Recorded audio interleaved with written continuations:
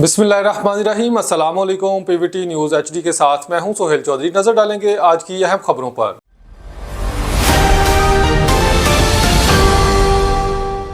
खबर शामिल करते हैं डिस्ट्रिक्ट बहावलनगर से। पीवीटी न्यूज़ के हमारे नुमाइंदे मलक मुश्ताक अहमद खिलजी की रिपोर्ट के मुताबिक रेस्क्यू को कॉल मसूल हुई पासबान सिटी हारूनाबाद नज़ पैराडाइज होटल सेमनाला रोड के पास मोटरसाइकिल और मज़दा बस का एक्सीडेंट हुआ। टोटल 4 लोग जख्मी थे, 3 मर्द और एक औरत जख्मी थी। रेस्क्यू ने जख्मी लोगों को फर्स्ट एड दी और THQ अस्पताल हारूनाबाद शिफ्ट कर दिया।